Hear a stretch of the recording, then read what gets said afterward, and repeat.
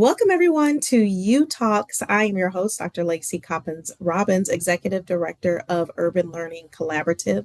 And I'm really excited to welcome today our very first speaker for our new series, Breakfast and Belonging. Dr. Bridget Whitaker is joining us on today. Hello, Dr. Bridget, how are you? Hello, good afternoon. I'm so happy to be here. I'm Yay. excited to have you as well. Listen, this is a sneak peek for our guests who give them a preview as what they can expect when you come as our very first speaker for Breakfast and Belonging, which is set for Friday, March the 13th. And it'll be from 7:30 to 9:30 here on our campus in West Allis at the Summit Complex.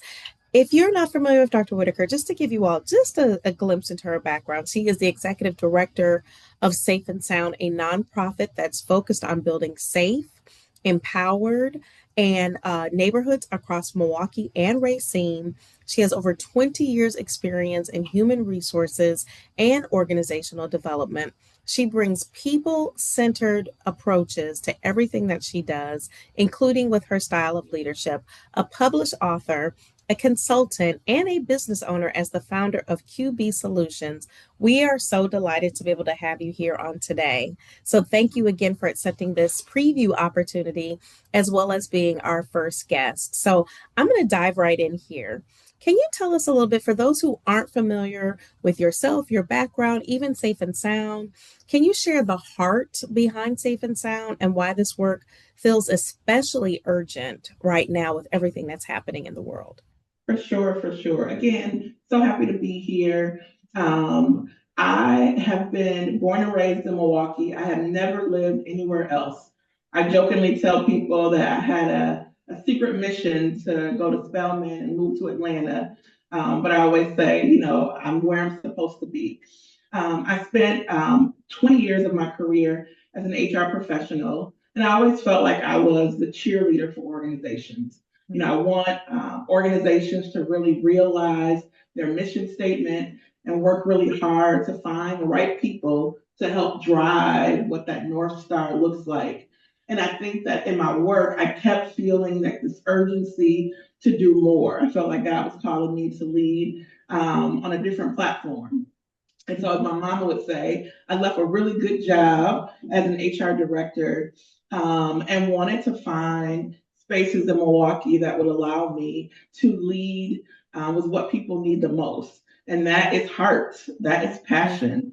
I stumbled upon Safe and Sound. I always say pre-COVID, pre-pandemic, so 2019, and really selfishly wanted to work for an organization that would keep my adult children in Milwaukee. I talked about, never living or anywhere else, and I saw just a surge of young people wanting to leave the city, wanting to take their talents elsewhere. And I really believe that Milwaukee is a great place to live and work. I think that we are resource rich, but often people don't know about how to find great resources. I took a job as a program director here at Safe and Sound, and our mission all about building safe communities. So we believe that every person in Milwaukee, whether you are 65 years old or 12 years old, is a community leader in their own right. And so being a part of that desire to help people experience beautiful community, right? About 6 months in, I found myself as the interim executive director. And so again, the universe God will put you where you're supposed to be, even when Right. that wasn't my plan. And long story short, have been doing this work almost 7 years now.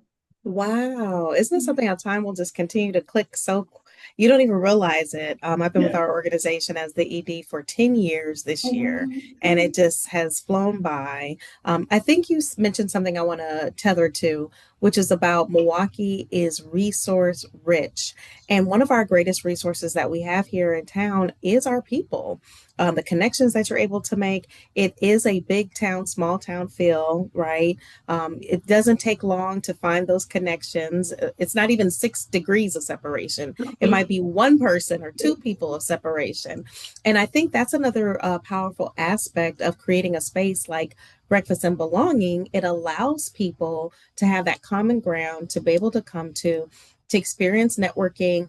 For us personally in our organization, ULC, this is our goal is to create an intersection between education adjacent organizations, and the business community to be able to all come together to learn more about one another, to pour into each other, to really be able to see the benefits that each other is bringing forward to the bigger community, which is our great city of Milwaukee, and even I would go beyond even our state, right? And so when you're thinking a little bit about, let's do some myth busting here, right? What is one misconception that people have about community safety or violence prevention, however you'd like to state it, that you wish leaders and individuals better understood? Oh my goodness, what a great question. I think that when I talk to residents the most, there is this idea that we are waiting on, some system, some leader, some one single person to come and single-handedly make Milwaukee safe. And so I always say, number one, safety is relative. Mm-hmm. What you need to feel safe may look different than what my neighbor needs to feel safe. Mm-hmm. And that's okay. I think we start with like, how do we talk about what that agreement looks like? I want to walk my dog safely down the street and not worry about a reckless driver, hurting us. Someone else may say, I want to be able to feel like if I left my garage door open, I wouldn't have to worry that someone would take advantage of, my forgetfulness. What I have been learning is that everybody is a community leader in their own right. Last summer, we wore these t-shirts. This is what a community leader looks like because we all have the ability to impact change. I grew Yeah. up as a little girl watching Mr. Rogers' Neighborhood. And I remember just that sentiment that to be a good neighbor is really a very small, simple step and just Mm-hmm. being able to create beloved community. I Mm-hmm. laugh when I talk to residents. I'm like, you know who lives on the left side of you, the right side of you, across the street? And so often people are feeling like, I'm in my bubble when they don't know me like that. And I don't want them to know me like that. But Mm-hmm. being able to be really honest that sometimes building community, creating safety starts with just being a good neighbor. And so Yeah. the misconception that we need the chief or the mayor or the alderman to fix it is not realistic. It really starts with us. I love that. It actually reminds me of there's a concept around leadership, right? That to be an effective leader or the sign of an effective leader is creating another leader. And, John Maxwell even speaks to effective leadership is influence. And so if I'm a community leader, I'm leading from the seat I sit in, right? I'm leading from the house, the block. I love that adage, good fences make good neighbors. And so this is some of the things we want to be able to bring as a part of that greater conversation, right? And so the misconception or really myth busting opportunity to remind our viewers is you are a leader, like whatever community that you live in, you are a leader and you have the opportunity for that. When it comes to school leaders or nonprofit directors, organizational leaders who might be watching the replay today, what are 2 to 3 actionable steps that they can take like right now to create a safer environment, either in the workplace or in their own personal neighborhoods? When I talk to leaders, I'm always conscious that integrity is really important. I think that leaders, no matter, whether you're a business owner, whether you're the nonprofit leader, we have a responsibility to lead with a level of transparency and integrity that the things that I say that I'm willing to do to be a part of community is important. So I have to be accountable to my commitment to this is the part that I play, this is the role that I play. I think that so much of my work is about building trust with people. And when trust is broken, it makes it really hard sometimes to reimagine what relationship can look like. And so, Mhm. whether that is leader to leader or nonprofit to nonprofit, I really encourage people to start with this lens of I want to be integral in the way that I operate, in the way that I show up in community. Number two, it is certainly always about this idea that we all have a responsibility. I think that I try to, even tell my team, no one gets to say that's not my job, that's not my Mhm. responsibility, that's not in my job description. It's all of our job. And if we really truly believe in community, we have to believe that there is a role that we need to play. And sometimes it's not the role that we like or the role that we like the most. Yes. If I need to help clean the bathroom, or if I need to help sweep the front stoop, sometimes that is the role that you have to lean into play. I tell myself all the time, I'm never asking them to do anything that I'm not willing to do. And I think being able to recognize sometimes we have to do something that feels different or uncomfortable, but it still becomes an important part of being a leader and being a good partner. And then Absolutely. Oh, go number ahead. three, I always say being able to recognize that sometimes it's not going to be black and white. I spent 20 years as an HR professional and I lived by our employee manual. Sometimes I call it the employee Bible, right? And so it's black and white. You can't do this, you can't do that, or we expect this, or we require this. But as the pandemic taught us, things change. And so we have to be willing to be flexible, to be nimble, to pivot, and to be open to the idea that sometimes we got to see things from a different perspective. And I think that when leaders are willing to be open to change and open to the idea that everything is not going to be black and white or cookie cutter, I think that we serve people better. Absolutely. Yeah, the only thing that's consistent is change. Yes. That is the only thing that's consistent. If one of those three elements resonated with you, you're watching the replay, put down in the chat for me the word lead, all caps, because that's letting us know that you are hearing something that speaks to you. You're in alignment with Dr. Bridget and what she's sharing as well. Let's talk a little bit about the cost of inaction. The cost of inaction. So we've already laid the foundation about how we are the change, right? We are the community leader and how we choose to show up day to day. What happens, however, culturally, emotionally, even economically, when we choose to ignore the community safety issues or ignore the community around us? I think that whenever we turn a blind eye to the reality of what's happening, even if it's not in my backyard, even if it's not something that we feel connected to. I think that we lose a sense of the hard work. I've talked to leaders oftentimes who maybe not live in the city of Milwaukee, maybe not feeling like they have a very clear connection to the things that we see in the news or the media. And I always try to impress upon people, but you still are a part of this community. Whether you're a business owner that does work in Milwaukee, whether you're an educator that educates children in Milwaukee, like you are still considered to be a stakeholder. So failing to see the connection, failing to feel like it's not really about me, really puts us in a space where we are not, I think, loving on each other. I say so much of leadership is about leading with dignity, leading with love. And I say I feel like we lose the hard work if we automatically say, well, that's not really my issue, that's not really my thing. I think that if we are committed to seeing Milwaukee be better, Milwaukee be safer, community being stronger together, there has to be an immense desire to say, this matters to me. Even if we don't feel like it's my family member, my church home, you have to say, I care enough. How can I get involved? And so I try to encourage, empower people to say, I care about Milwaukee. So how do I roll up my sleeves and get involved? I love that. And, that's a direct segue into the event we have coming up March 13th. It's just around the corner. Doors open at 7:15 and networking begins at 7:30. And you are our first speaker. I couldn't think of a better one, right, to set that foundation for breakfast and belonging. If you're not familiar with breakfast and belonging, maybe you haven't heard us share too much about it. But in essence, it's our commitment as an organization, Urban Learning Collaborative, to create a space that allows people to come together.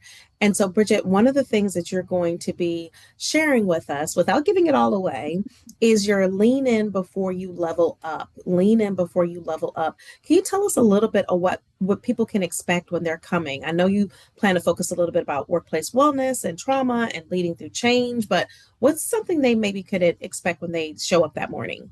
Yes, so much of my work with QB Solutions is really being a career coach. So, talking to leaders about wanting to get to their next level, being able to think about how do I get promoted? How do I move into a new field?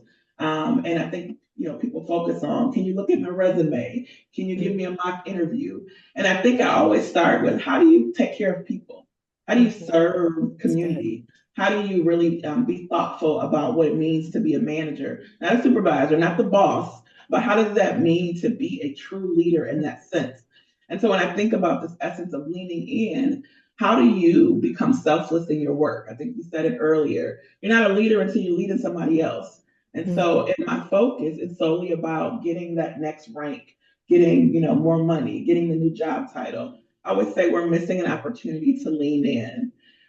Every role, no matter what industry you work in, from McDonald's to Walmart, to a Fortune 500 company, it's about taking care of people. People become the greatest asset to any organization, any corporation, anything that you're doing in community.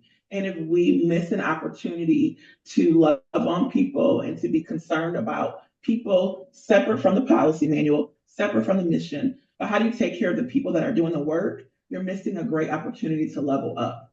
And so Mhm. my workshop, my coaching, a lot of how people, I think, come to know me in community is really asking the question, how are you taking care of other people? And if that is not the first thing that you think about when you are anxious to get to your next level, I think we're missing a great opportunity to serve people well. And so the workshop will really give tips about how you consider all of the things that impact performance, all of the things that impact workplace culture, so that you show up as your best self, serving people in the best way. Awesome. Thank you so much for that. Show up as your best self, serving people in the best way. I couldn't have said it better myself. You know what, Dr. Bridget, I really appreciate you just taking a few minutes out of your day to pull the curtain back, get our viewers excited for March the 13th, which is literally just around the corner. If you have not done so already, you can also down there in the chat be sure to share this live recording of UTalks with another leader that you know who could use this information on today, someone who you think needs to be in that event. They need these tips, they need these strategies that Dr. Bridget is going to be bringing to all of the attendees. And we are still accepting sponsorship. So if you're a small business, organization, or your philanthropic heart would like to sponsor our series, please slide into my DMs. I welcome them, and I'd be happy to get you set up to be able to do so. Dr. Bridget, lead us out with one final thought. Someone who might be watching right now and they're thinking to themselves, I care, but I don't know where I fit in. What's one final thought you would offer to them on today? I think anyone that says to themselves, I care, is a very best place to start. I think that if you are clear that taking care of people, that wanting to do more, that wanting to improve our community, that's the first step, right? And being able to be honest about your capacity and what that looks like certainly gets you on the road to making a difference. We just want people to recognize that their hard work is their best work. And so if I care, how do I use that? And no matter what field I work in, to be able to make a difference. I think that's where it really starts. Awesome. We say again, thank you so much for your time today. And again, if you're watching, be sure and share this with someone else. And we look forward to seeing you in the room on Friday, March the 13th at 7:30 a.m. Breakfast will be served, and Dr. Bridget will be leading us through this dynamic workshop. And of course, there's someone else in the room who needs you. Until the next time, thanks again for joining, and we'll see you soon.